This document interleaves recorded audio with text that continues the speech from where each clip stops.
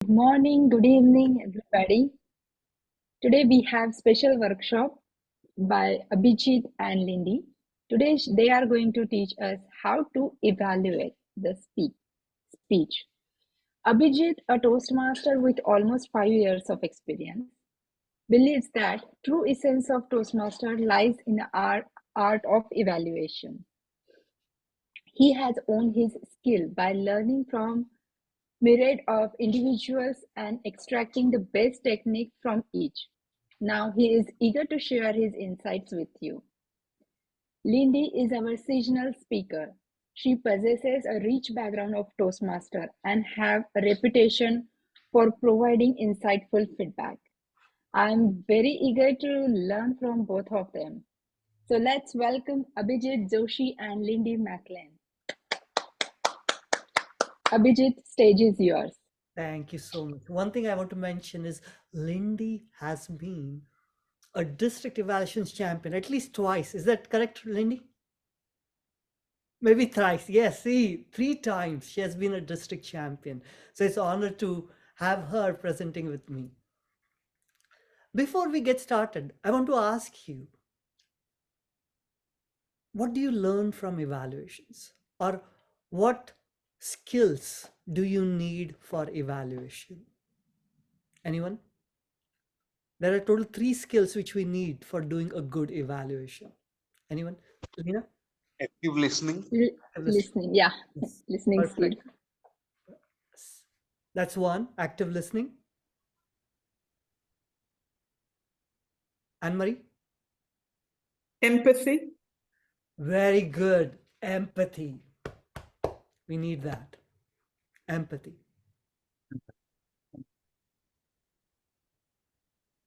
Third one. Avis? Sticking to the speech and not going with your story. That is true, but I want a bigger one. What about Radical candor. Huh? Pardon? Radical candor.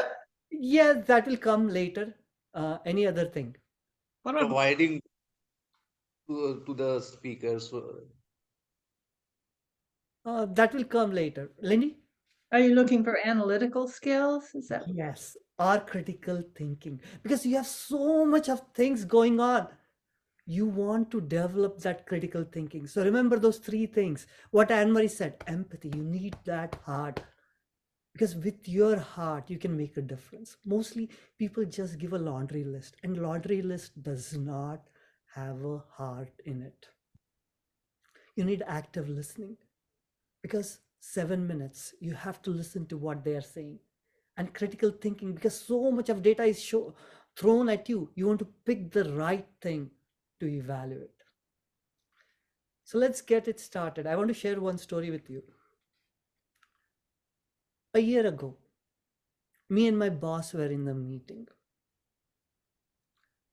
In that meeting, my boss was just talking and talking and talking and talking, trying to make the same point again and again and again and again. And I was thinking to myself, what a waste of time. But after that meeting, my boss called me and asked me, hey, how was it doing in the meeting?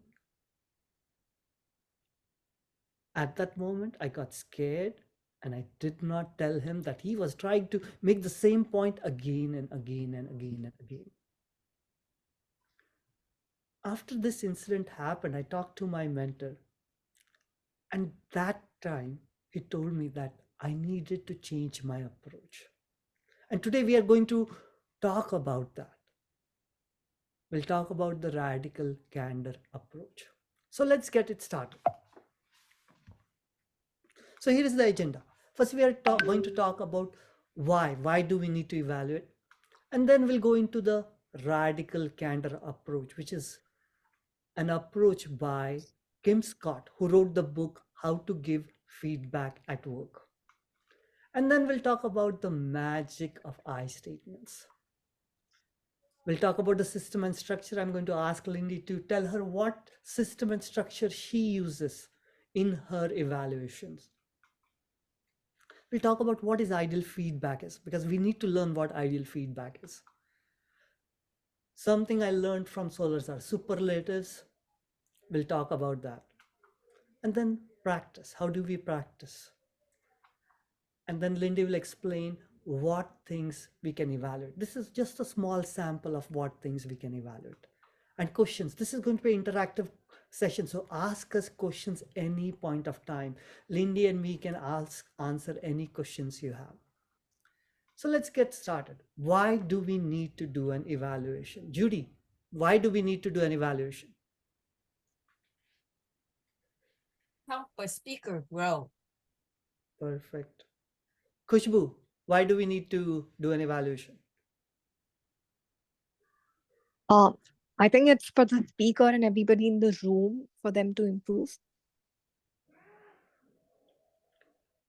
Avis, any other things you would like to add? I would say the same thing, provide feedback, encouragement. Yes. But one thing, remember, when we are looking at a speaker, we are also getting a chance to learn from them. Sometimes they are trying to do some things which we don't have in our selves. So we can apply that. We have a Kyle who told me that when he does the evaluation, if he sees something that stands out for him, he tells it at the end that I would love to emulate that. So remember, if speaker is doing something different which you don't have in yourself, you can learn that while you are doing the evaluation. So keep that in mind. So always remember the why. We always want to help the speaker to take their skills to the next level, but there are other benefits also. These are the three things we want you to remember when you're doing the evaluation. The first thing is the radical candor approach. We'll go into more detail about it. Then we'll talk about the magic of I statements. And finally, giving an ideal feedback, which has a why and a specific example attached to it. So remember these three things. I will also give you this complete slide deck. Radical candor. This is a book written by Kim Scott, and she talks about how to give feedback at work. What is radical candor? Radical candor actually is just a compass of X and Y axis. This is a Y axis. On the top side, you care personally about the person. And here on the bottom side, you don't care about that person at all. On the X axis, you're staying silent. And on the other side, you're giving them a very challenging feedback. Now look at these four quadrants. I told you a story in the starting about my boss. Which quadrant does that story lie in?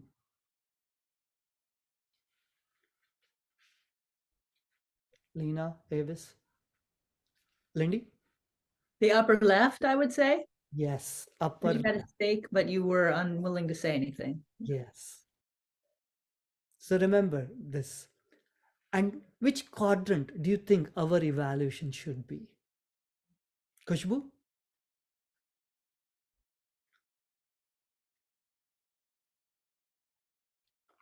Kushbu, which quadrant should our evaluation should be? Any other guesses, anyone? Top right. Top right. Perfect. Top right.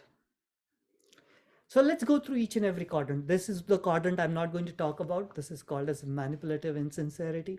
The reason is I don't see this in Toastmasters. So let's get rid of this. Let's talk about this. As I was telling you about the story in the starting about my boss asking me for feedback, I kept quiet. This is ruinous empathy. Same thing happened to me when I was evaluating a person. I was a very new Toastmaster, maybe just 1.5 or 2 years into my Toastmasters journey, and I was evaluating a level 5 speaker. Immediately I noticed that he was not prepared. His speech was not meeting objectives. But while giving the evaluation, I never told all those things. I stayed in this ruinous empathy section. If you stay here, you're not adding any value to the speaker. There is no change in the speaker. Well, let's move on to the next quadrant, obnoxious aggression. I want to share two stories with you on that. In 2017, we went to a Christmas party with my boss and everyone. And as we were gathering, I was just sitting down with my coffee, and there was this manager in my group. And I told to myself, if this manager becomes my boss, I'll leave my role. And behold, in 2021 February, he became my boss. In 3 months, I was going to have my review. And during my review, he told me that I had not done anything in last 1 year. I had it. I was done. Immediately, I decided, okay, I'm going to switch my role, and I changed my role.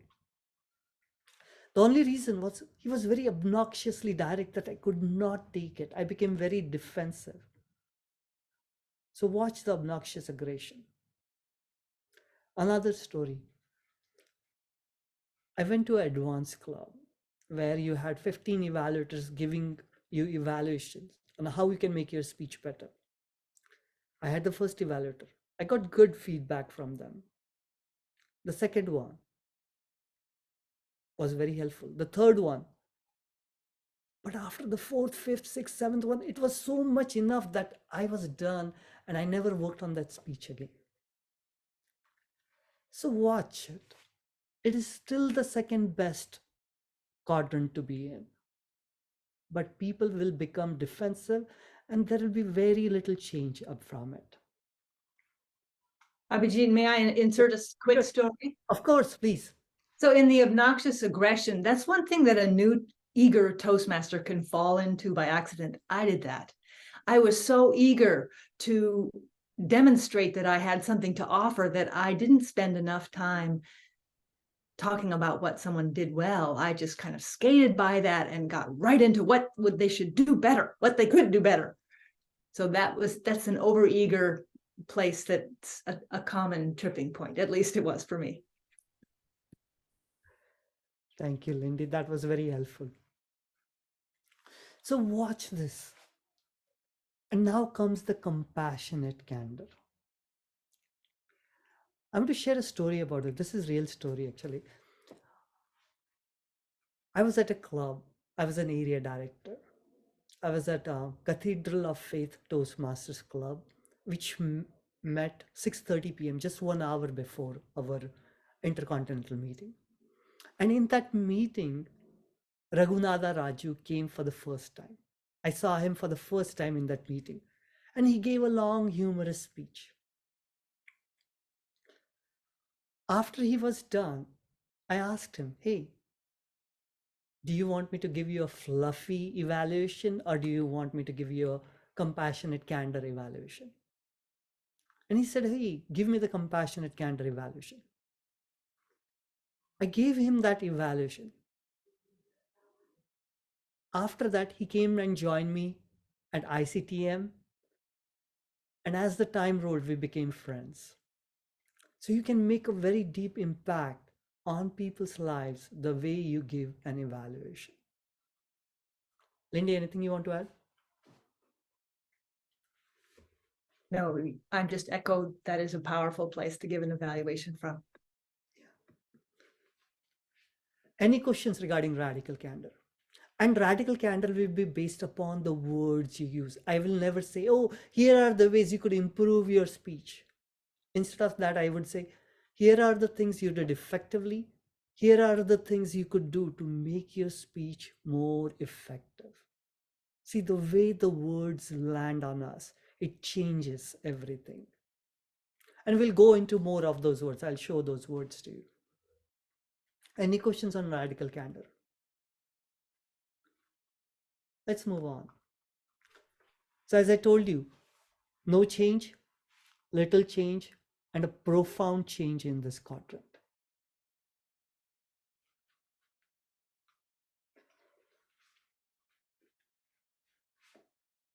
I was in an evaluation competition.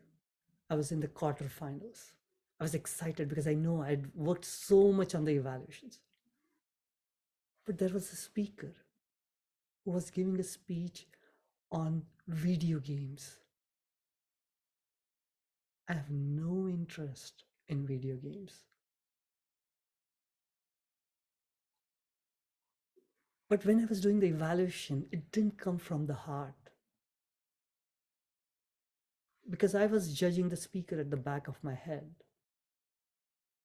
So remember, when you are evaluating, if you don't like the speaker, keep that aside.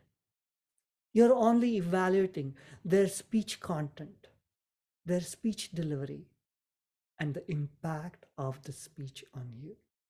So remember these three things: content, delivery, and the impact.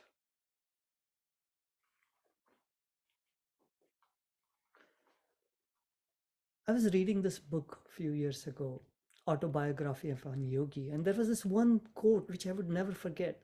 The quote said, "Observation, not judgment, is the highest form of human intelligence."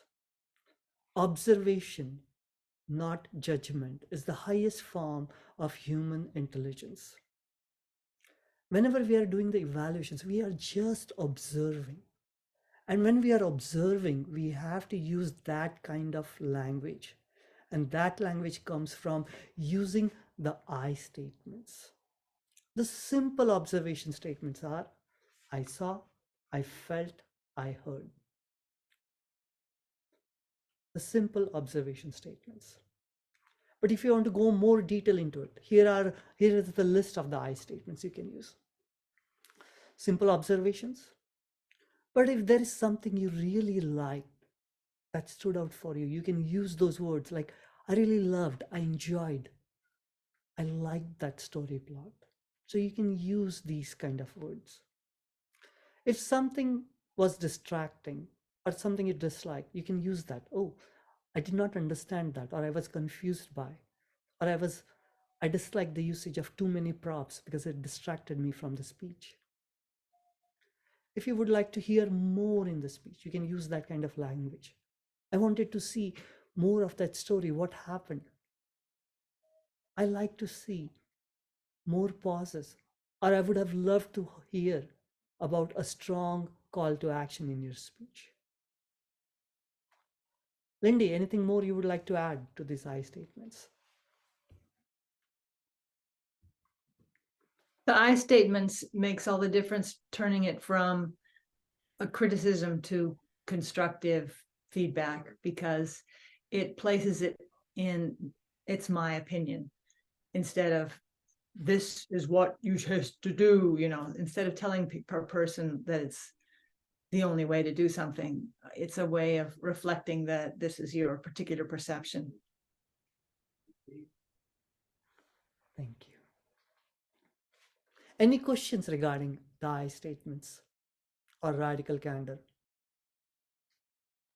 So I have heard or read, I don't remember now, that when you use I a lot, it feels like you are inflicting on someone, you're being a narcissist. So how to maintain the balance of not being obnoxious but being kind with these I statements, otherwise it will be, I did this, I heard that, I said that, I want you to, I was confused by, everything will be I. So Lindy, go ahead. Ay, cantan, no llores. Okay. You're talking about a writing style, and absolutely, for a writing style. For evaluations, that's a different thing. Back in level 1 in the pathways, I think it's the first feedback and evaluation project, there's a video that I think is so effective. And of course, it came out a few years after I'd joined Toastmasters because Pathways was new. And I thought, wow, why didn't I see this before? This was so helpful. So go back and review that. That's a really good example of the difference that I statements make. In this case, I think it's all right to say I frequently. That's my opinion. Thank you, Lindy. Any other questions, anyone? Khushbu, anything from you so far? Go ahead, Khushbu. Yes, I also have. Hi, I'm so sorry I'm not able to turn on my camera. I also have a question pertaining to the I statement. So I understand that we need to use I when I'm giving a commendation. So I can say, I love this, or I would like to hear this, or stuff like that. But when I'm giving a recommendation, can it be more universal that if you inject humor, then the audience will connect more instead of saying that if you inject humor, I will connect more to the speech? Can So you give that's a confusion I've always had. Khushbu, can you give us a specific example? Right. So let's say I give a recommendation to the speaker saying that if you inject humor more often in your speech, then that will connect the audience more or open up their minds. When I say such a universal, I mean, is it right to say a universal sentence of this sort instead of saying that if you use humor sparingly in your speech, then I will connect more to your speech and I will open up my mind? I would take a middle ground. I would say, in my experience, adding humor helps the audience to connect. So I start by framing it that it's my experience, but then the rest of it really kind of is that general sweeping statement that you said, because it is a truism, right? But that way it places it in my corner. That's my opinion. What do you think, Abhijeet? Lindy, you are an expert in recommendations. I'm learning that from you.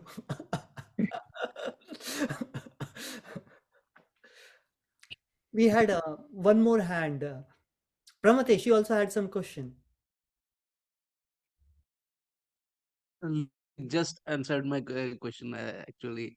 So I was also going to ask about this the middle ground kind of thing, and she just answered it. And I would also like to add one point to Namita's question, is that when we are speaking, we add one more dimension to what we write. So we can add some empathy through our voice as well. So that makes the difference. Very, very true. Which leads me to say, I wanted to say something about that quadrant, the radical candor quadrant. There's a lot of space in there, and a lot of good can come from any place in there. But let me give you the example of two people who were very influential for me in learning to evaluate. One in my club is a very analytical person, and he has a very hard time keeping his evaluations under 3.5 minutes because he can offer so much value, and his mind just finds those things and he lists them, and it is super helpful.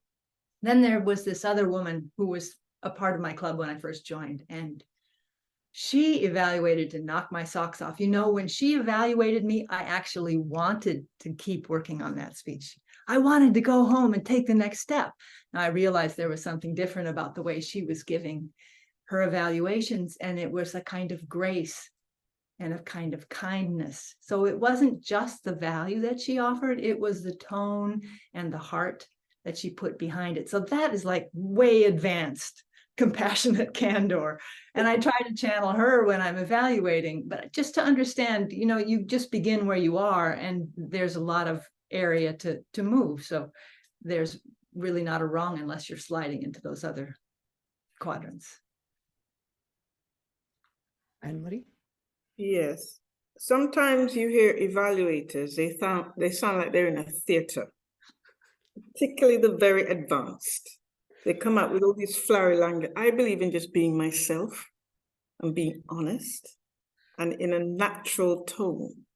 So it's a balancing act. And I just wondered what guidance you could give, because I find some of the public speakers, the one going in for competition, they come in with all this stuff that has nothing to do with the speech. They start off with some theoretical drama. And I'm thinking, this doesn't sound natural. This doesn't sound you. This doesn't sound like empathy. That's just my view.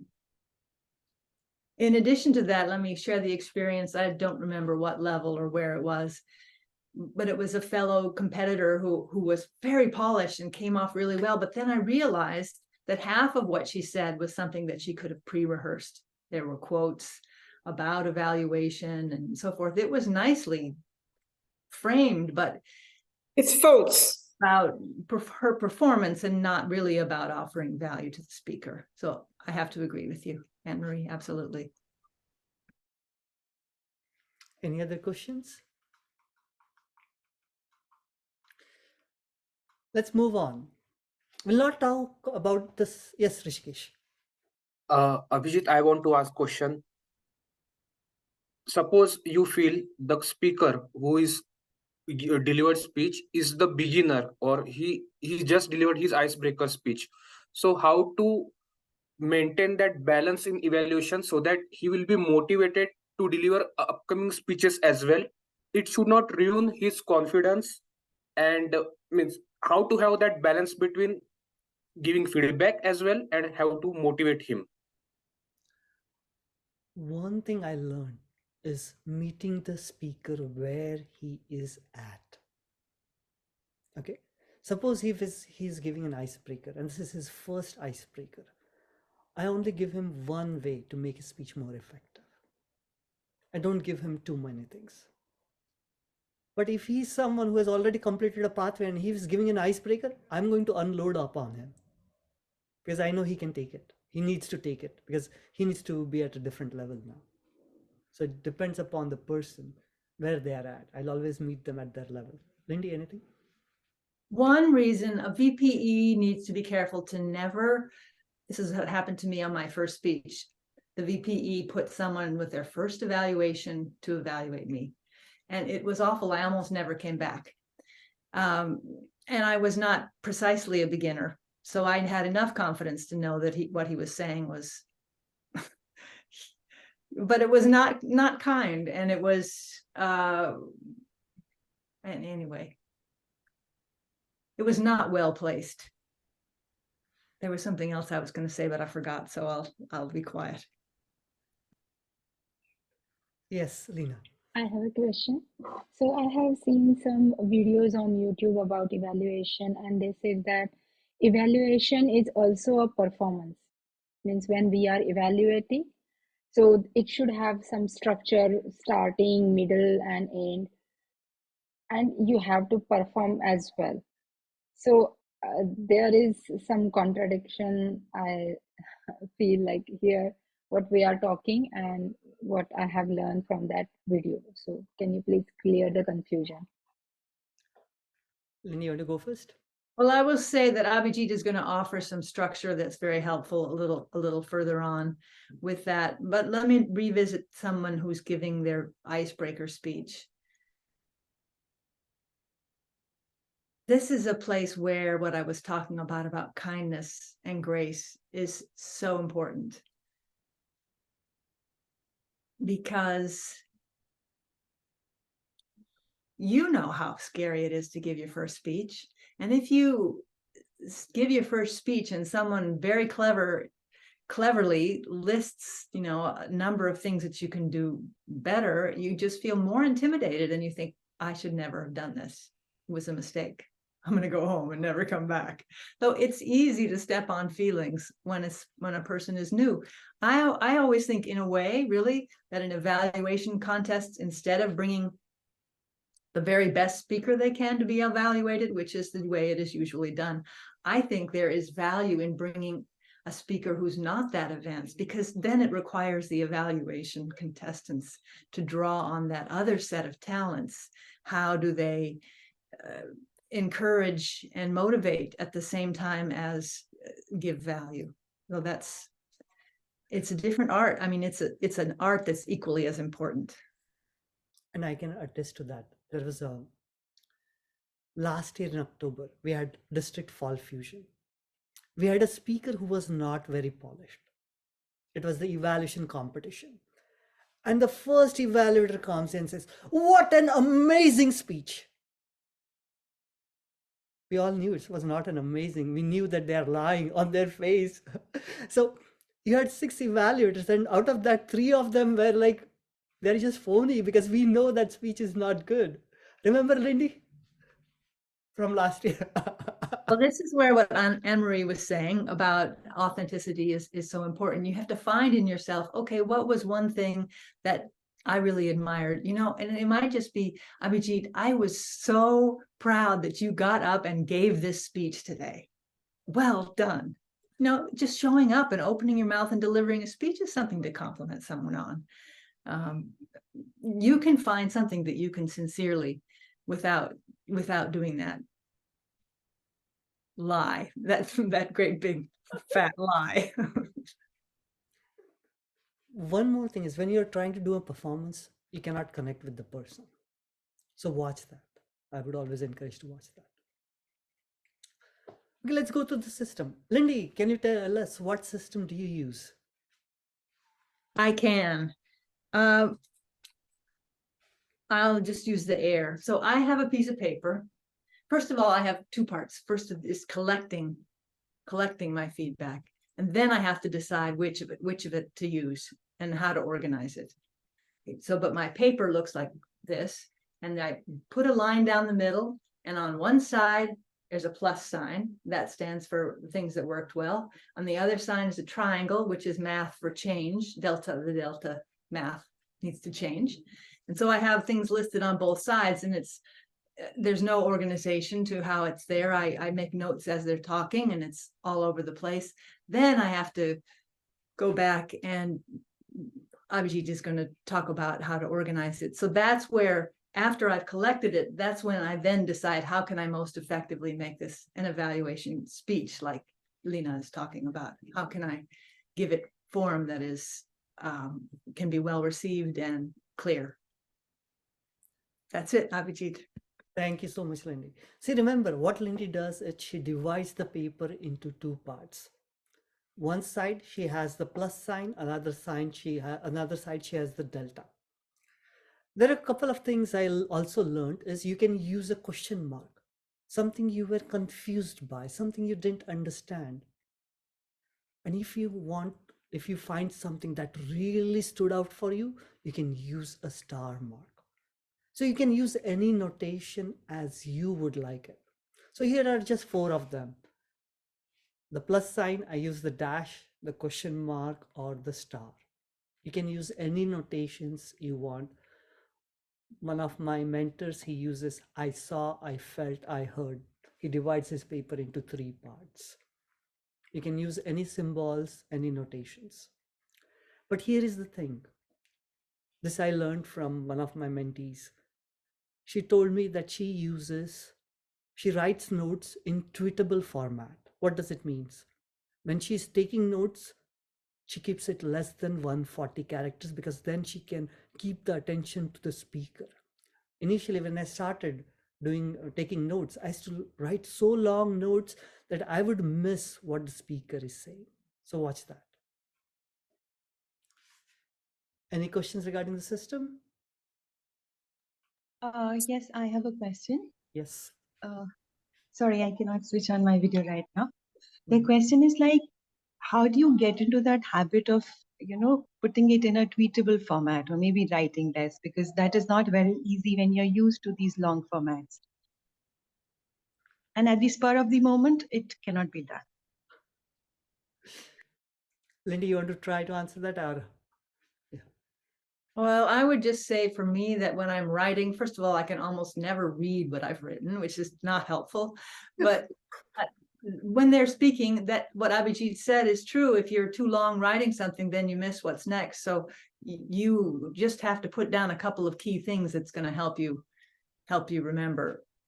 If you don't, you're going to be left behind. So it's a sink or swim kind of a thing. You jump in and you form your own system as you go.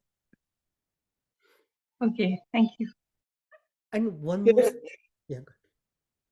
Just asking about the scope of evaluation. There's some people who go into grammar. Some people will comment on ARs and they go over and above what I think is an evaluation, because you've got other people evaluating different things. So is there guidance on the stream of evaluation, what you're actually looking for? Because people go into different areas that I think is outside. What do you think?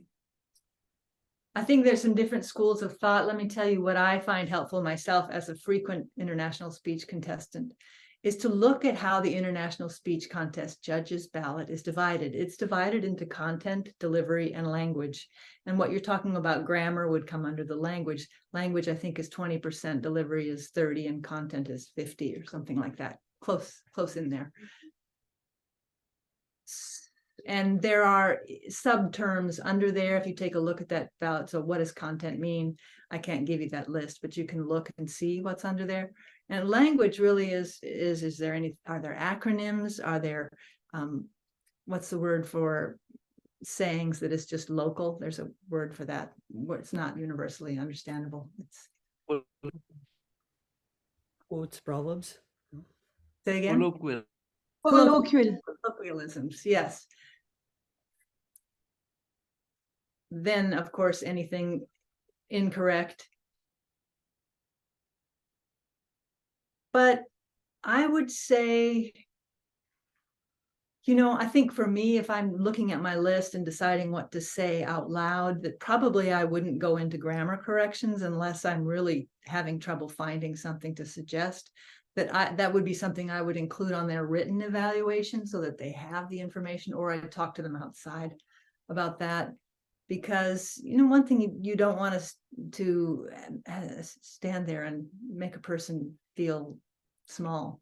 And sometimes grammar can do that, although Anne-Marie, you're an artist at giving grammar feedback. Thank you, Anne-Marie. Hirishikesh, you had a question? Yes, Abhijeet, I want to put a hypothetical question here. So suppose Lindy is a test speaker and you and Anne-Marie are two evaluators for her speech, and you gave us feedback that conclusion or summarization of Lindy's speech was good, and Anne-Marie gave completely opposite feedback to her that she need to work on her conclusion more. So how to whom Lindy should believe, to your evaluation or the Anne-Marie's evaluation? Or means we come into this situation many times that we get completely opposite feedback to our speech. To then whom to believe? For that, I have the answer in my feedback slide, but I'll tell you the answer. The person who has a good why attached to it. Okay, my conclusion I need to improve on, but why? Can you tell me the reason? And when that why comes to me, does it resonate with me? Is it real? If it doesn't resonate with me, I'm going to leave it.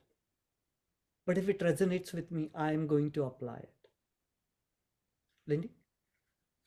And then just to add to that, something that some of the champions say, which is look at the source of the feedback and see if there's someone who's been where you're trying to go.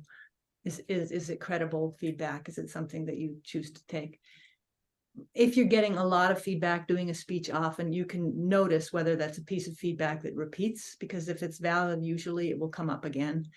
And if it's just a one-off, then it's a one-off. But it can be hard to just ignore feedback. I get that. Avis? Just a comment question. I'm wondering about, you said the evaluation should be 2 things you like, 2 things to improve upon. What about the evaluation form that has the different clarity, vocal variety, eye contact, gestures, audience awareness, confidence level? How much time should be spent on this form? This is what I think. The evaluation form, it's a written evaluation. It's going to be more detailed. But when we are giving the evaluation, we cannot give a laundry list, because at the end of it, the speaker will not remember anything. We want to give enough to them so that they can remember and make a big difference. Look for those big items rather than small things. Lindy?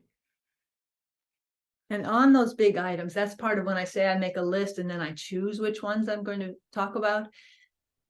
one thing that helps me as a speaker is when the evaluator demonstrates. So they say, Lindy, you really used good word pictures, but instead of leaving it there, they said, when you said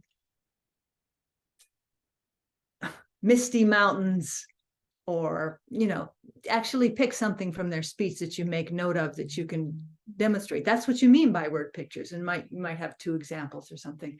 That sinks into me more when you demonstrate what it is that you liked, or demonstrate how something could be done differently. That's one way of, if you only have two things on each side, that gives you plenty of time. So what do you do with that extra time?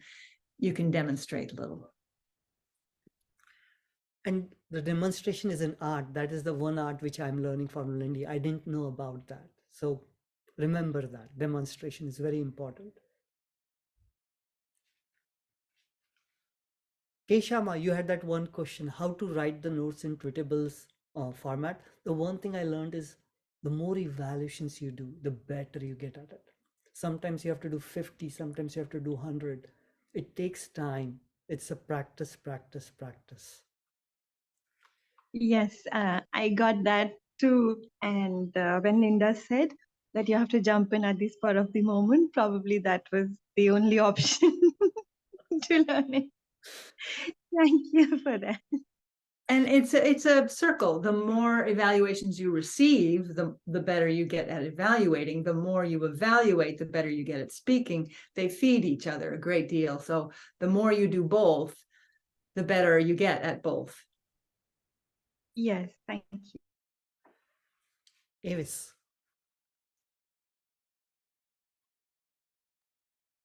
I kind of agree with that, because I remember when I was given an evaluation to Pamatish, and I'm telling him to do certain things, I'm thinking, I'm talking to myself because I need to do these things also. So I agree with that totally. Thank you, Avis. Anne-Marie? Yeah, you only have 3 minutes, but what I find, some people start off by saying, good evening, Toastmasters and guests. Yes, your evaluation, you said this, you said that. So just some guidance, because to me, by starting with a whole paragraph about hello you, hello that, you're wasting some of that 3 minutes. How do you start? Yeah, that's a very good question, Anne-Marie, and we are going to just talk about it right now. It's right there. I'll come to that in a moment. So remember, an evaluation is also a speech. It has 3 things: the introduction, the body, and the summary. The reason we have the summary is because if we just tell someone once, it's very hard for them to remember. But if you repeat it, the chances of them to remember is going to be very high. So in summary, we need to repeat everything. Now let's talk about the introduction and body. What happens? Here is a structure which we use. Okay.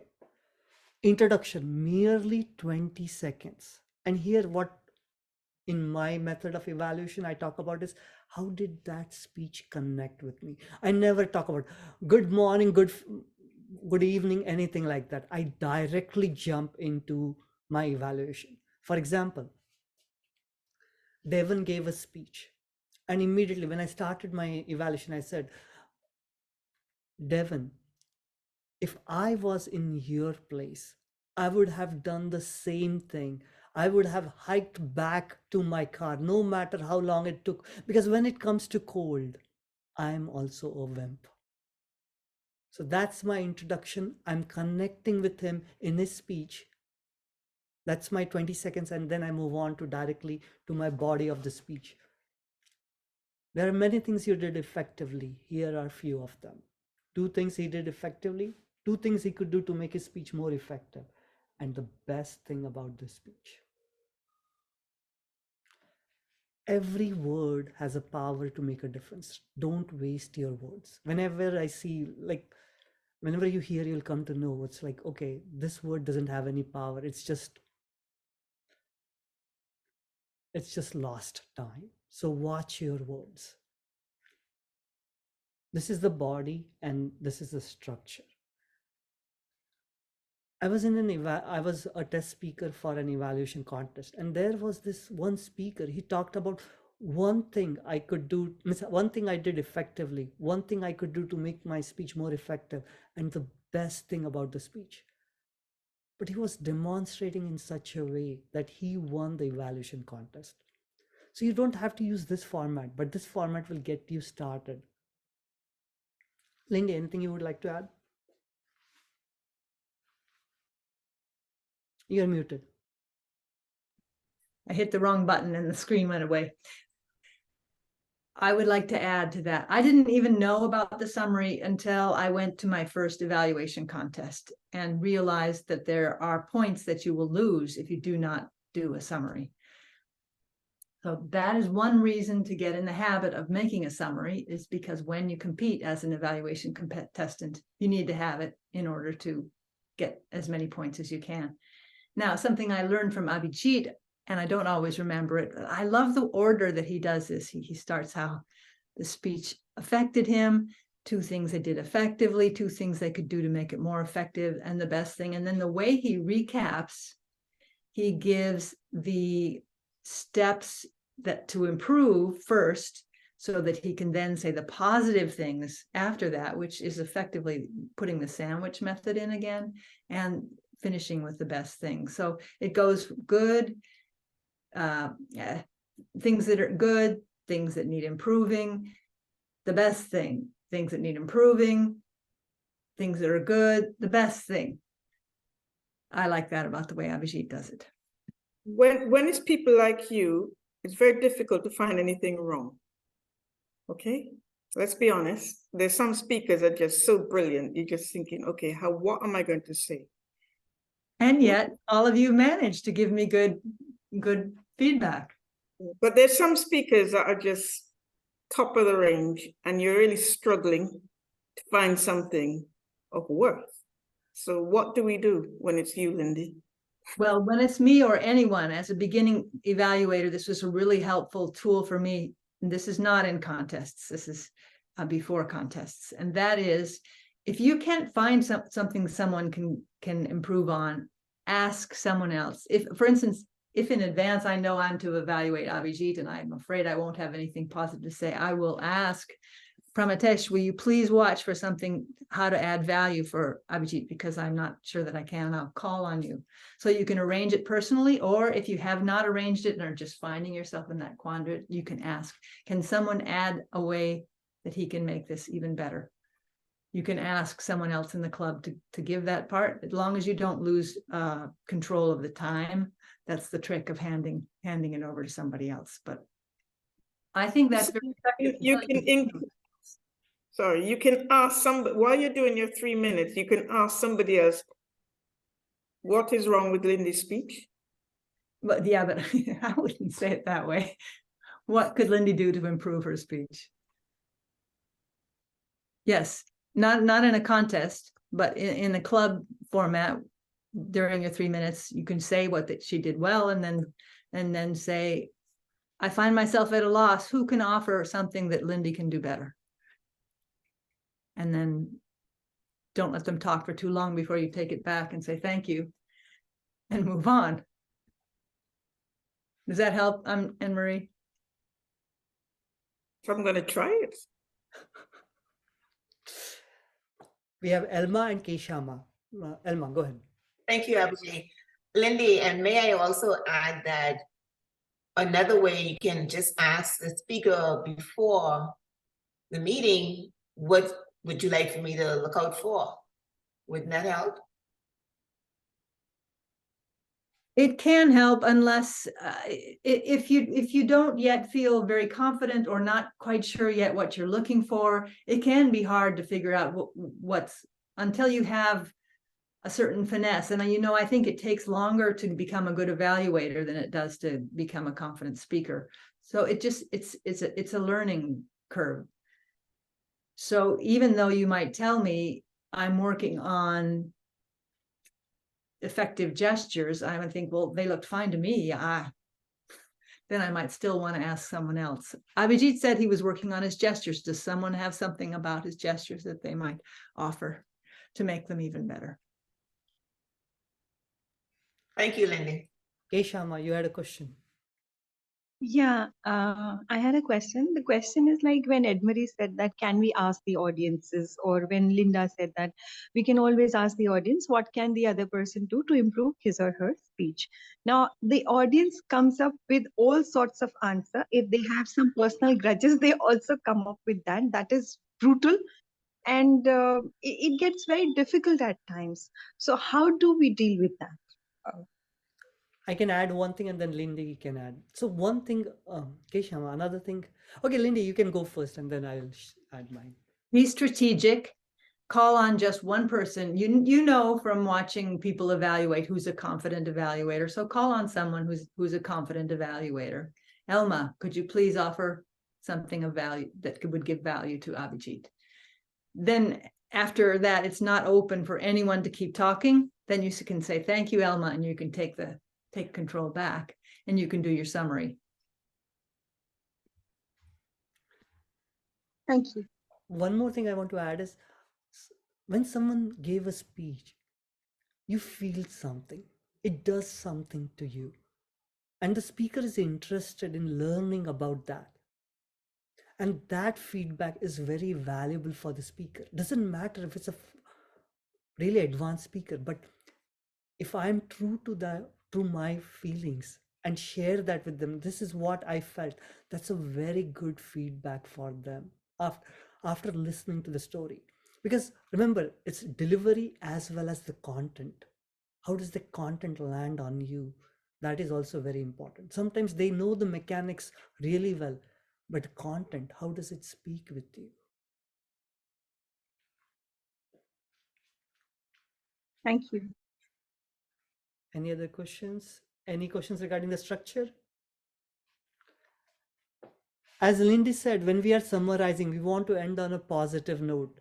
So what we do is I try to summarize 2 things the speaker can do to make the speech more effective first, followed by the 2 things they did effectively, and the best thing about the speech. Abhijeet, I have a question. Yes. How do you transition from like it's easier to transition from the things that the speaker did effectively to how can it be more effective? How do you get again to the best part of the speech? Okay, the one thing sometimes I tell them, okay, I'm going to talk about 2 things you did effectively, 2 things you can do to make your speech more effective, and the best thing about the speech, but sometimes I lose time in saying those. So when I'm saying them, okay, here are the 2 things you could do to make your speech more effective, I talk about this, and then I just say the best thing about the speech. I create that energy. That is my transition. Lindy? Okay, got it. Yeah. Anything, Lindy? Okay. Pramatesh. Just a small question, like there are things we can ask how what are the things that they can work on, and there are some things like to challenge the speaker to be better, like something they have not done but they could have done. So what is the difference? Like in the evaluation sheet also, you could have done better in this person, and one is that how can you challenge yourself to make this speech better? So what is the difference exactly? Can you elaborate a little bit about this? Lindy? Let me see if I understand you. You're asking about the difference between what they've done and commenting on it and giving them feedback on something they have not done. Is that what you're asking? I think they're both fair game. In fact, offering something that they have not thought of as a possibility, and again, framing it as, I would like to see you try, and then saying it, it's perhaps something they haven't thought of yet. And so you might be just the thing that they need to make their speech brilliant.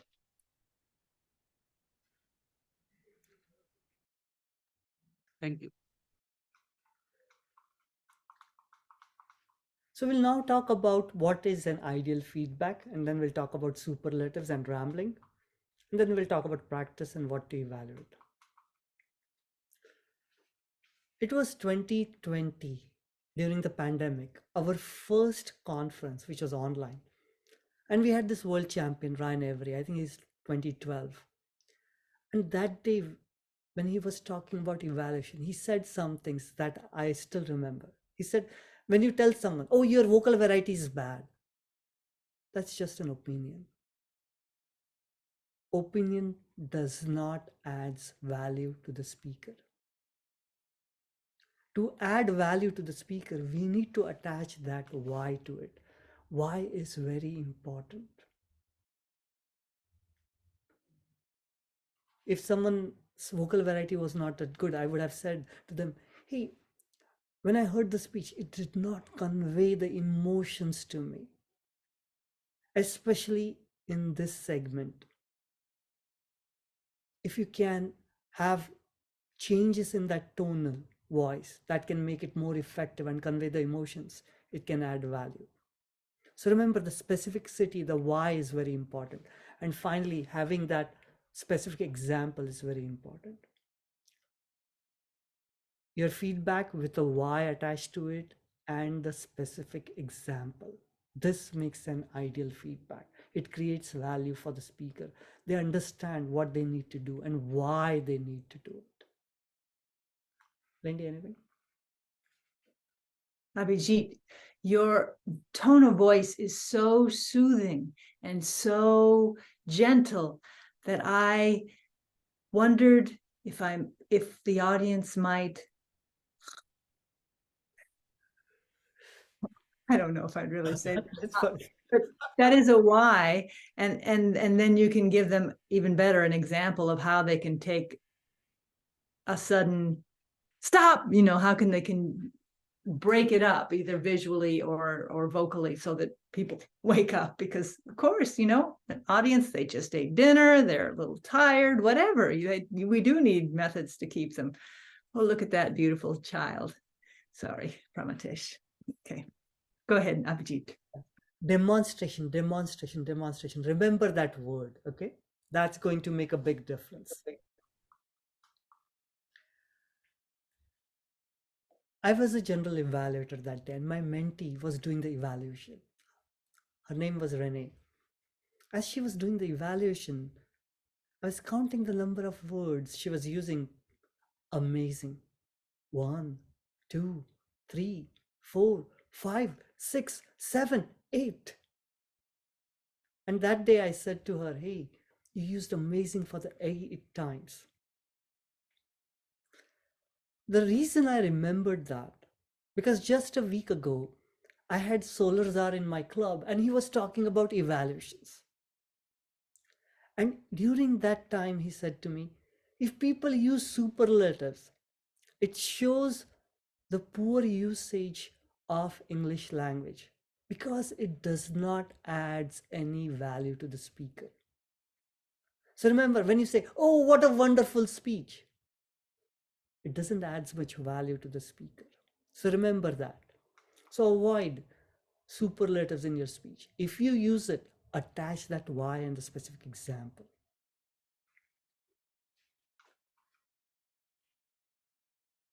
Lindy, anything from you on superlatives? One that falls under that category is I loved. This happens a lot in my club. We all enjoy each other speaking. So I love this and I love that. And you say it 3 or 4 times and it sort of loses its impact. Rambling. Remember, you only have 3 minutes, 30 seconds to do your evaluation. Use the right words. I want to share this one story with you. One of my friend, Dhruv, was evaluating my speech. I was in the evaluation contest. I was the test speaker. He gave a really good evaluation, but during one point, he took a long time to explain that. He was repeating the same thing again and again. Because of that, he lost time. He could not summarize the speech and he came in second. So avoid rambling.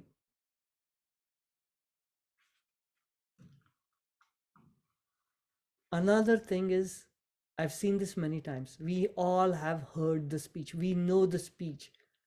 Don't regurgitate the speech. because that's just a waste of your time. It's not analytical, doesn't adds value to the speaker. Avoid regurgitation. Lindy, anything from your side? Yes, and I think this can get confusing, especially when you're beginning. There's that category of content, and what does that mean? To me, there's the material. There's what they're talking about. Let's say that video game speech that Abhijeet was talking about.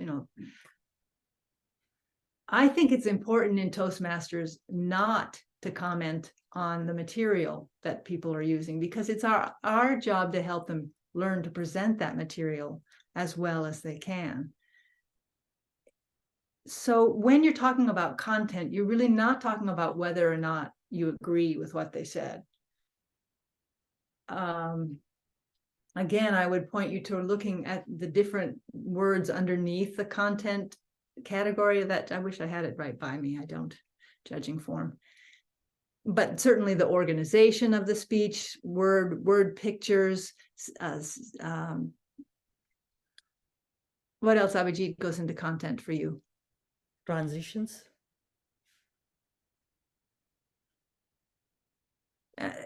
Emotional impact, how they impacted the audience response to what they were saying, the audience connection.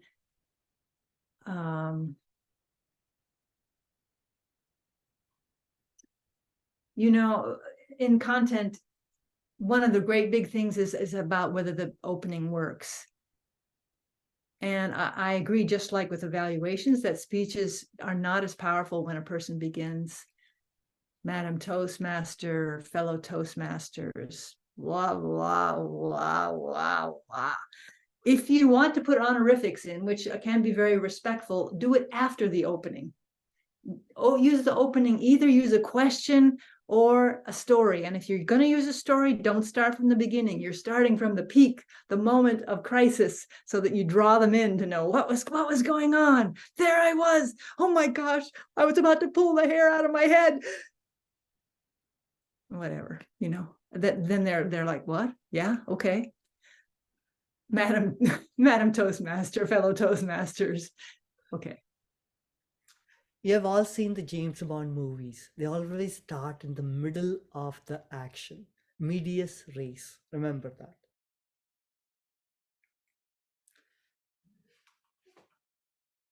Rajiv, you had a question?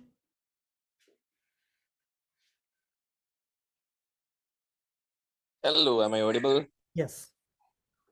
Yeah, my question was regarding the rigidity that you just mentioned right now. So basically, when we are commending or recommending, we always like something or something we would love that speaker to improve upon. So at that point, when we say why part, isn't it obvious that we need to include something from that content rather than just telling, okay, this is one thing, but you didn't. For example, let's say we are talking about health. So if he had a story regarding health and that is the specific point in that speech I allowed, wouldn't it be great that I include that rather than, would that be considered as rigid that you just mentioned? Just want to clarify. Well, for me, the difference would be, rather than saying, when you talked about your stomach aching and how you drank mint tea and everything got better, versus your offering an example about your health was really effective. That's what I would say.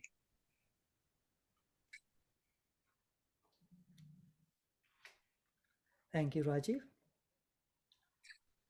To get better at evaluations, it's just practice, practice, practice. I want to share a story with you. My friend Renee, she was in the district final and I knew that she can win it. What we did was, every morning we would sit down together on Zoom. We would watch the 2020 semi-final speeches. After we watch it, she will have 5 minutes to give me an evaluation. And then I'll give her feedback. There are total 28 speeches, but we did 18 of those. And after doing 18 of those, Renee's evaluation during the finals was so polished as compared to other people, because we had practice. That's the way you can improve on your evaluations. Lindy? That's absolutely right. And speak a lot too. Yes. And I know Lena says we need to move on, Abhijeet. So Yes. Okay. We're having way too much fun actually. What to evaluate? Okay, let's talk about what to evaluate. Lindy, it's all you. I think I already went through this, the content, the delivery, and the language. The delivery includes vocal variety, gestures, some the state use of the space. Go look at the International Speech Contest judging form and look at how those are divided up. Those are good pointers for you to organize what you're watching for. That's my. Thank you. Body language, same thing. Gestures. Role play. Role play is something which can add a lot of vocal variety. And when you have two different characters, it can convey a lot of information in a very short amount of time. And that can be very beneficial for a speaker or for his speech. You can evaluate their speech based upon that. Audience awareness. Lindy, you want to add something? That's a great picture. Yeah. I like it. We need to have the audience awareness. Like today we can talk forever, but we know that we also have the time. So having that audience awareness is very helpful. You can evaluate the speaker based upon that. Props. Has anyone seen the speech? Perfect. Oh, a lot of people. Nice, nice, nice. If you haven't seen Khushbu, yes, you have a question, Khushbu? Or you have seen the speech? No, I've seen the speech. I love it. Nice, nice. See how they use the prop. We can evaluate the speaker on the way they use the props. Clarity. Was it clear? Remember the content. It has to be clear. It has to be understandable. Pauses can be very effective. You can evaluate the speaker on the pauses. Remember, Pres Vasilev, he had a pause of nearly 7 seconds. It was very dramatic. That made a difference. Lindy, you want to talk about this one? First line, last line? No, you go ahead. Okay. This is called as a book ending technique. The first line of the speech, and if you end with the same line, it creates a nice impact. That's called as the first line, last line. Very few people will do it. When they do it, it creates an impact. So you can evaluate the speaker based upon that. Preparation. Was the speaker prepared? If not, you can point that out. Content. Lindy talked about a lot about content. Comfort level of the speaker. If they're a new speaker, you can feel how are they nervous, what is happening with them. So you can always encourage, hey, with more practice, you'll become more comfortable with things. Call to action can be very impactful for the conclusion. So this is just a sample size. There are many more things, but this is just a sample size for you. Remember 3 things which we want you to remember.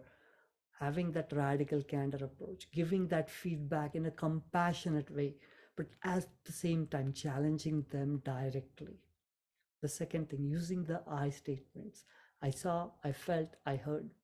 And finally, using that ideal feedback, which has a why attached to it, with the specific example. Any questions?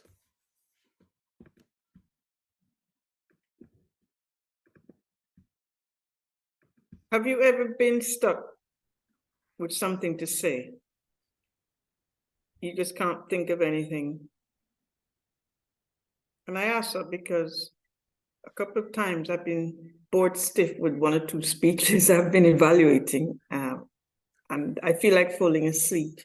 And when I wake up, I cannot think of anything to say. I want to share. I don't want to say that was amazing, that was great, because I didn't hear it. Give me 1 second. Let me share something. I opened the wrong window.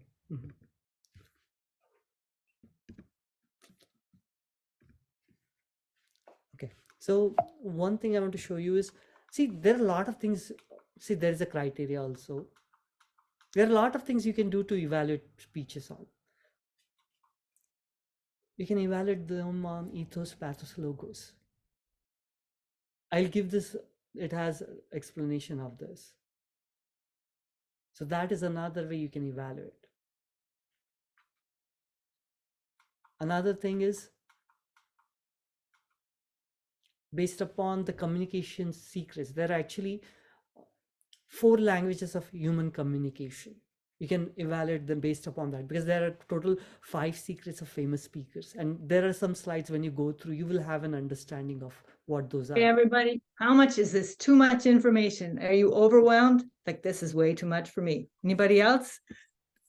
Like, he knows so much that I can't take in anymore. Yeah. Anybody else? Abhijeet, I think you've given really good basic starting points. Okay, perfect. We can move on to our next thing. Oh, somebody's ready for more. I'm sorry about that. Sorry. So this will have a lot of slide decks. If you go at it, you will see how to evaluate advanced speakers also. Okay, back to you. Thank you very much, Lindy and Abhijeet. Those were very important point and helpful as well. But we need to absorb all those things, and to absorb, we need to practice. So we have another workshop planned here. We are going to listen to Rishikesh's speech, and there will be 3 evaluators who is going to evaluate Rishikesh's speech based on the points we just learned from Lindy and Abhijeet.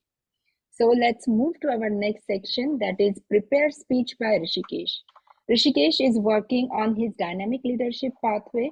He is going to present his speech from level 1 and speech 2.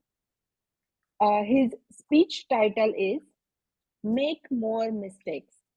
Make More Mistakes, Rishikesh.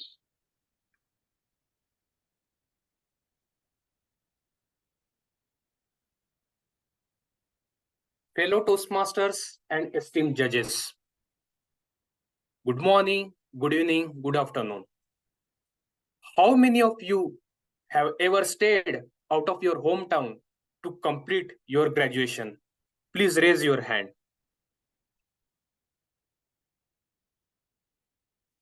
Okay. It was 2011. I was studying in College of Engineering to complete my post-graduation studies. I was enjoying stay with my batchmates, sharing academic journey and first day in Pune. I remember the first month of September. Everybody was decided to travel to hometown to enjoy Ganpati festival.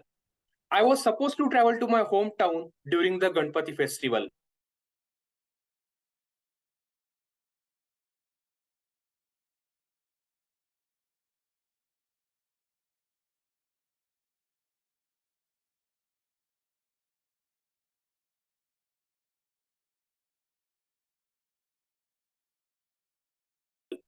I booked my bag, definitely was in my bag and which was inside the, and I had no other way to open the door. I desperately called my friends to please send me that key so that I can open that door and resume my journey. Unfortunately, I didn't had any measures to open that door and I had to skip my journey to my hometown. I realized that only way that I can spend or I can enjoy my Ganpati festival is by staying with my rest of the friends who are in my Pune. What I learned from that mistake is that wherever you want to go, you need to keep connected with your base. It was again 2014. It was election time in India. I was about to cast my vote first time. I booked my ticket, reached the bus stop. When the bus came, I show my ticket to the conductor. Conductor asked me, "Sir, your journey is on next day, but unfortunately, you have booked for today, or you are to the stop for today." I realized my mistake, and I realized that in the frenetic mode or due to rush, I booked ticket for the day earlier. and I had to book another ticket if I want to cast my ticket, or if I want to cast my vote again. I got some chance. I again connected with the conductor. Fortunately, there was one seat available, and I was able to reach my hometown and cast my vote. What I realized from this mistake is that sometimes there might be some random situation coming in our life, but we need to be adaptable to that situation and overcome that situation with all the possible solutions. It was again in 2022. I was traveling from my hometown to Pune after completing the Diwali vacation. I booked my ticket. I was waiting for the train on the platform. I stood just below the display where my coach was about to come. Once the train arrived, I sit on the berth. I grabbed my seat, opened the book, and I was ready to enjoy my journey. After 10 minutes, when the train started, one passenger came and he asked me, I feel you are sharing the same seat with me. I confidently tell him, no, we are not sharing the same seat.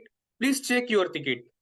And we realized that our seat number was same, our train number was same. We were traveling to the same destination. His coach was different. What I realize is that someone may question you. You need to stick to your belief. You need to be confident on yourself so that you can overcome that situation as well.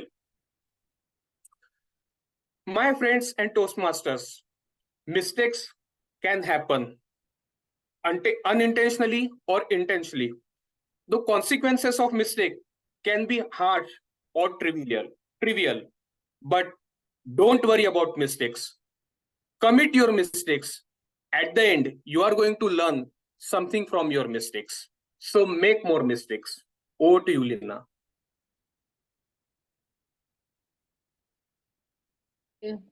Thank you. Thank you very much, Rishikesh, for this wonderful speech.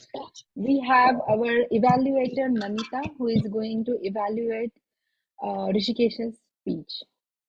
Namita, over to you. Thank you, Lina. Rishikesh,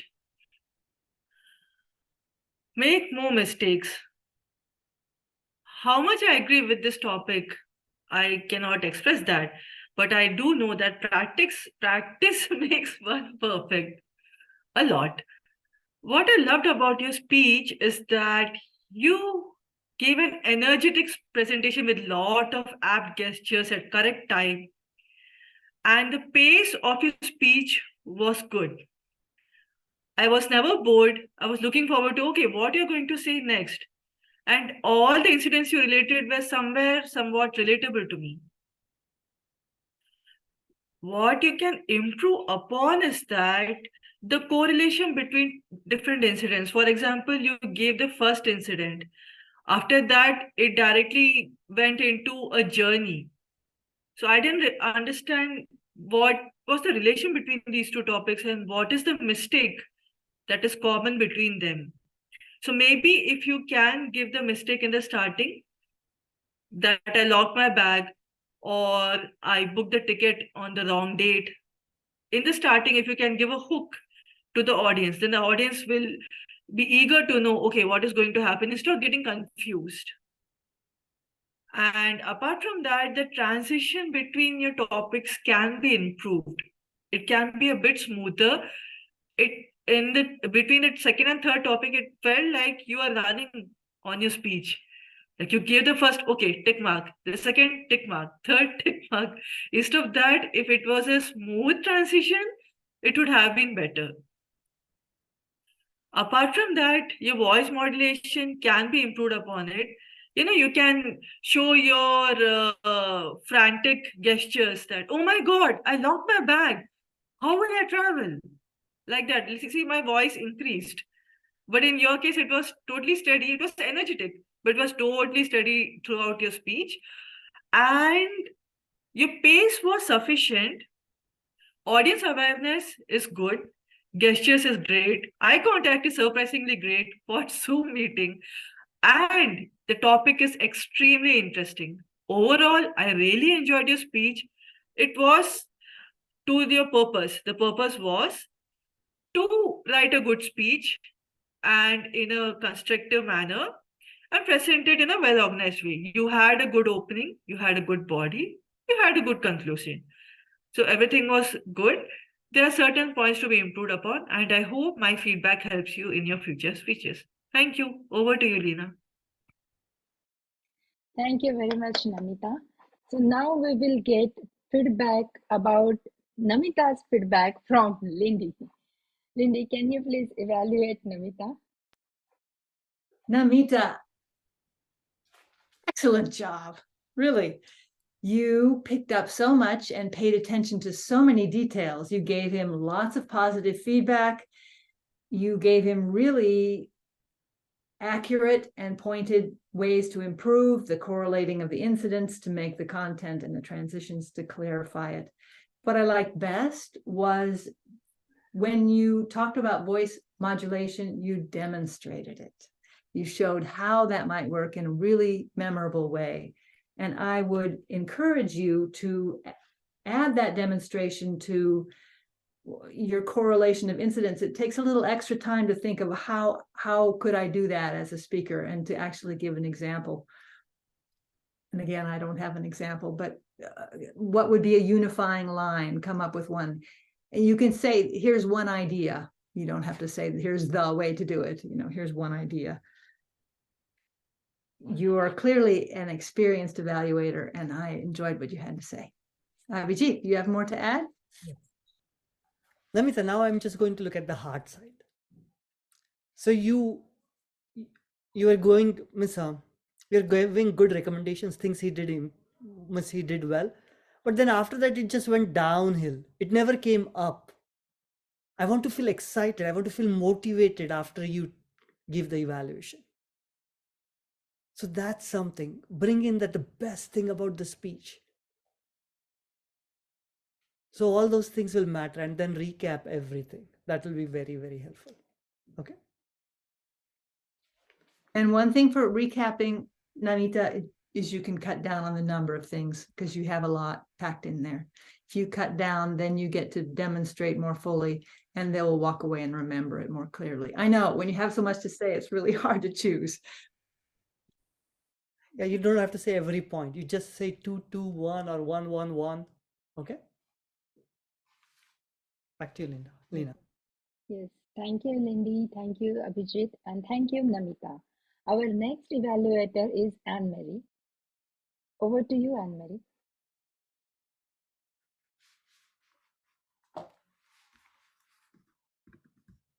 Anne-Marie, are you there?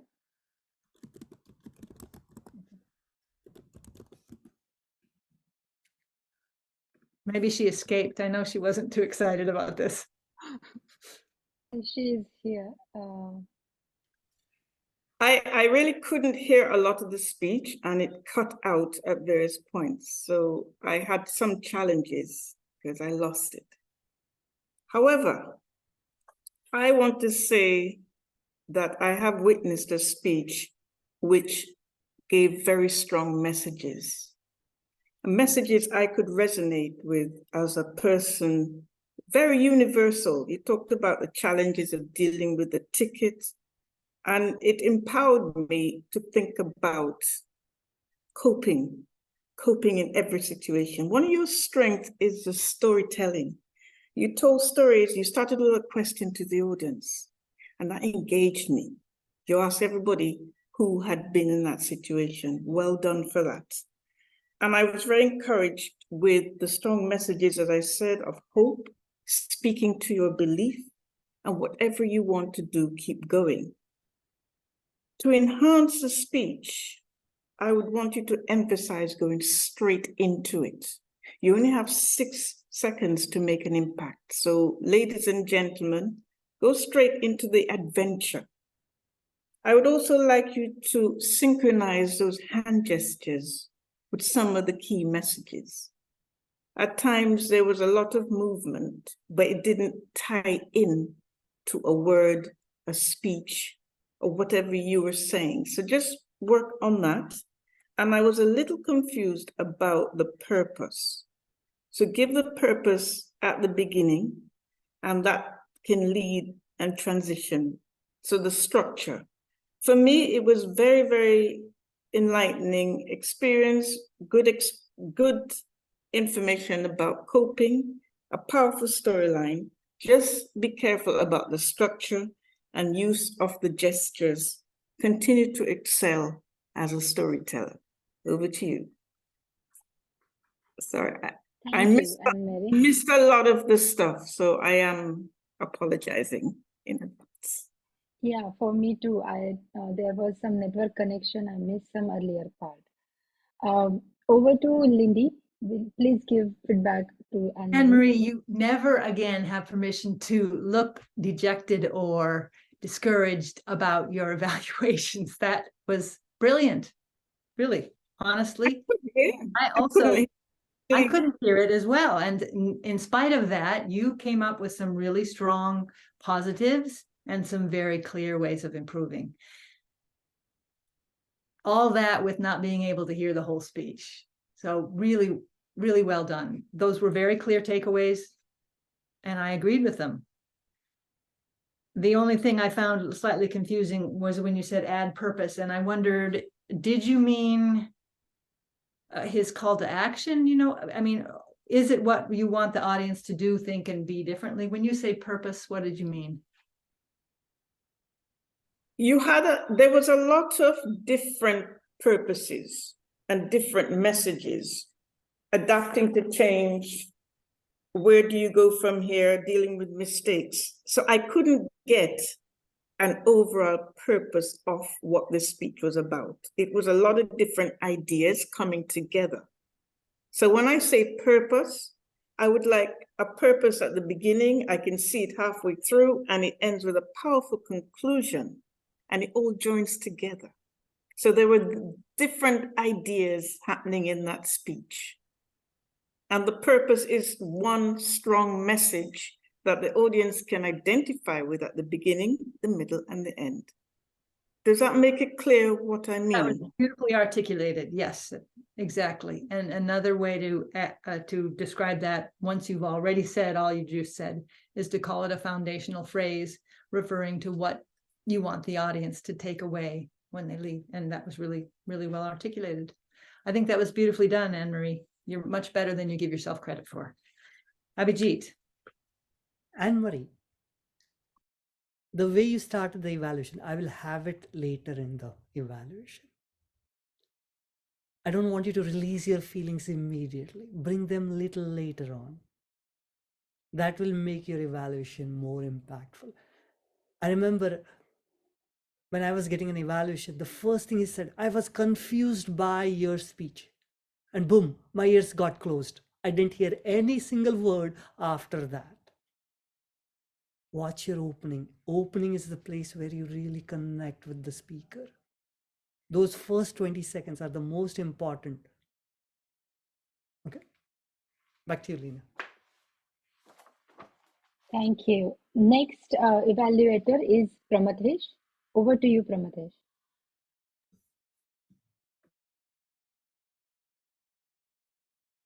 Rishikesh,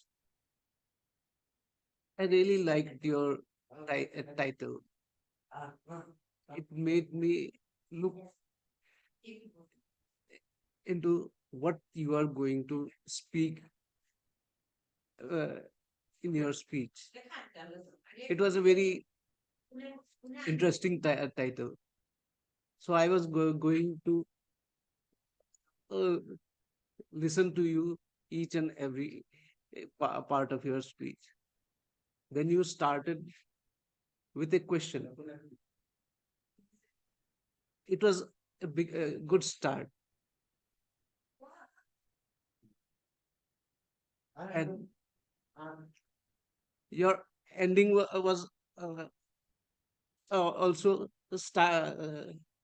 connected to the title. That was also something I really liked. Now, let me speak about the recommendation part. You were s- having too many stories with you. So, although having a story is a good thing, we have to limit ourselves to the number of stories that we want to share. Because you are sharing too many stories, you are like very jumpy. So you are saying this story, then moving to that story, then that story. That was making me confused because I felt that it started well, and I know that it will end well because I felt that you that was going into your mind, looking at your body language. But there was something that I could not feel, that where is the connect between these stories. So there is something called a thoroughfare, that is uh, something we should, that is, it starts with your college journey, that you are staying in the hostel. From there you go into the bus. How it connects, you have to build the transition. So when you are building the transition, you have to keep in mind that the loop is something that where you start, then you come back to again where you end, the circular loop. So that you are trying to try to work on this, and I feel that your speech will be much better. So you can try adding, like, I went to I had to go to the host, then from the hostel I learned something, that I have to do something, and you felt confused, then you suddenly felt the hurry to go to vote. Then what happened in between their bus journey, then coming to the train, like you suddenly went from bus to train. There was nothing in between. So if you could have added something, a little bit of story, or what happened during this break, then it would help you make a better transition. I hope that this helps you. And to summarize, I would just say that your starting was good. Your title was related to the purpose. Your ending was also related to the title. So uh, just work on your transition between the stories, and keep your number of stories limited so that it becomes easier for you. Over to you. Thank you. Thank you, Pramatesh. Lindy, will you please give feedback to Pramatesh?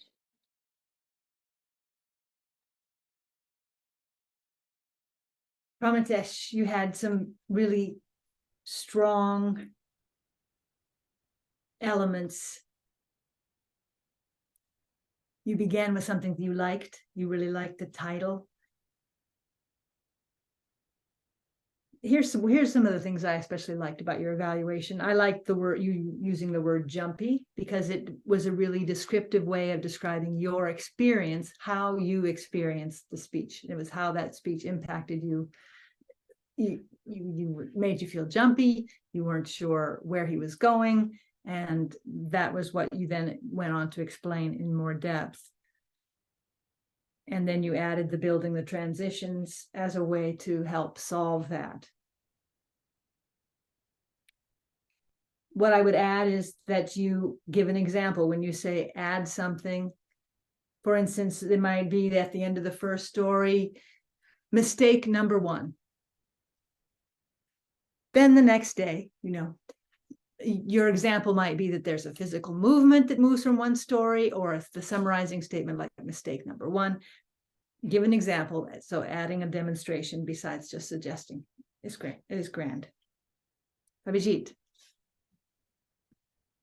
Pramathesh, you made good points, but I felt sometimes at one point you were taking way too much time to explain that.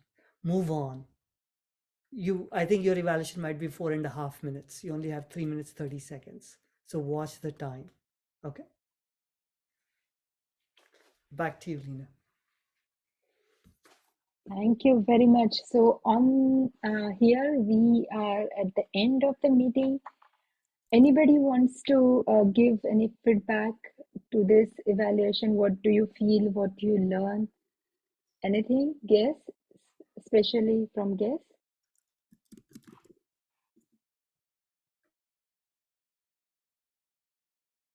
Go ahead, Keshama. Yeah. I really liked the meeting, the evaluation, the way it was being conducted, the inputs that you have given, and most of all, the time that you took and you came back to my question because you found that the reply needed some more answers to it. So that is really good, and I'm really thankful to you for organizing such a meeting. Thank you so much. Thank you, Kshama.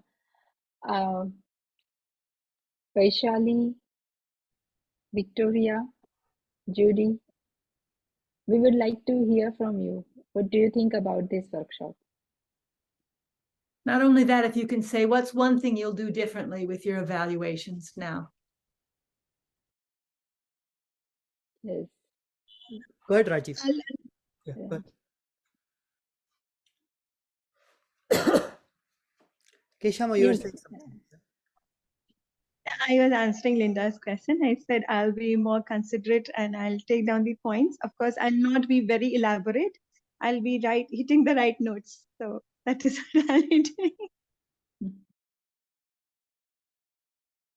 Thanks. Shan, would you like to add in?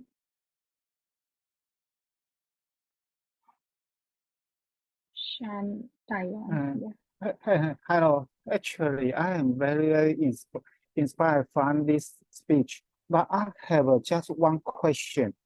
Evaluation always focus on this speech, all this speaker. How can I use another way to evaluate the speaker for his learning from beginning icebreaker to this speech?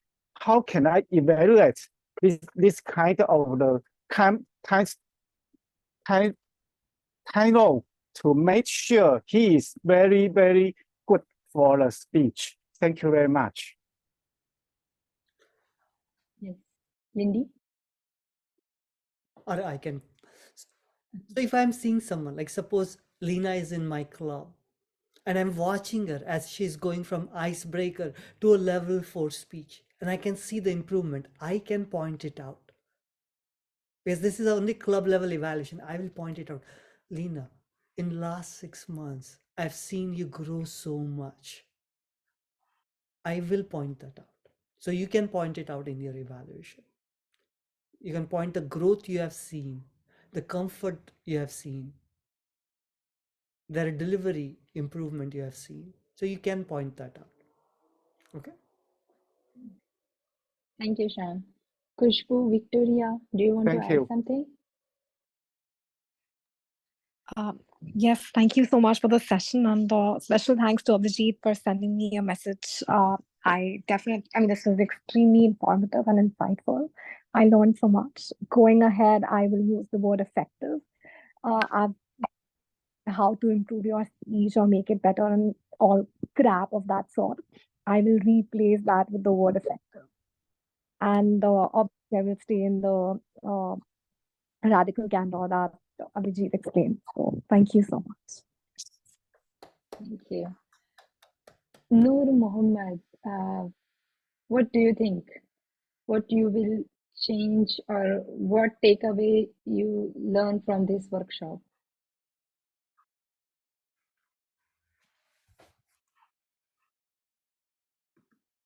Okay, let's move to Vaishali.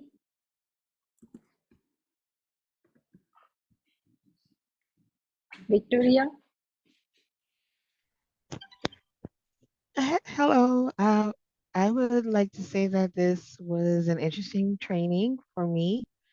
I can take the pointers to make my speech is better whenever I would probably have another Toastmasters meeting with Toastmaster Alma in the future. But I do appreciate this training session. Thank you so much. Thank you. Judy, would you like to add something? Did you say Judy? Yeah, Oh, Judy. hi, thank you. Yes, I loved all the speeches, especially the evaluation part, because we do so much evaluations that sometimes we go down the same path, the usual pattern.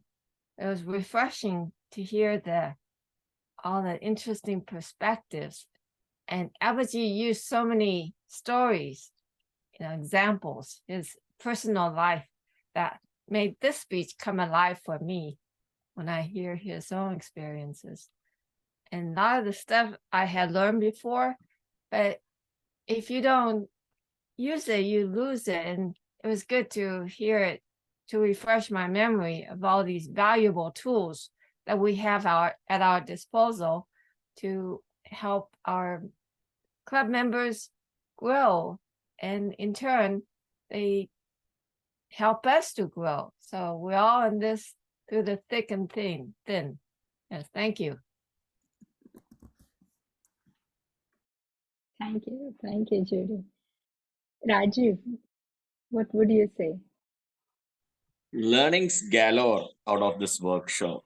This is in literally sense what we mean by workshop. That's what I could see, because most of the times we get to see that we just listen and we just listen and sometimes we forget whatever.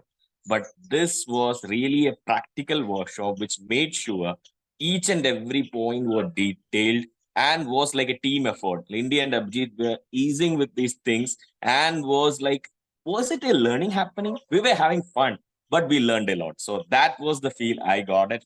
And then icing on the cake was the evaluation session with the test speaker. Indeed, a great workshop witness. I missed the first part, but I really enjoyed, and I'm so indebted to be here at least for that later half. And I would definitely recommend if we could get that gist of the slide deck so that we could learn and keep on practicing. That's the only thing. But thank you so much for this. Yeah, thank you, Rajiv. I resonate with that. Yes, the workshop is really good and interactive. That's very important. We learn a lot from this workshop, but it will be effective if we implement that in our evaluation. So definitely, I would like to try this points in my next evaluation. On that note, I guess we have covered all our case. If anybody wants to talk, please unmute and you can speak now. Or else we I can. have one suggestion. Can I please go ahead with that? Yes. If you Yes, could please. have the names displayed, because see, a newcomer like me who doesn't know anyone in your family. So therein, if I have the names displayed, I will be able to recollect and remember for a long time. For example, if I want to compliment somebody, I don't know. I forgot the name, like who was that person. So you're in that case. Actually, we can see the names for everybody's. Yeah. I cannot see it displayed over the screen. What we have it in our club is like, it just comes up with the picture. Is it coming up that way? Oh, okay. Yes, It's coming up in the participants panel. Yes, but it's not Yes, coming yeah. here on the main screen. Okay. If you, there might be a setting in your own. Yes, room. I suppose so. And also, if you go to just gallery view, I can see everybody's name under there. Linda, I can see it in the gallery, but I cannot see it on the main screen. I'll check my settings again for that. Thank you so much.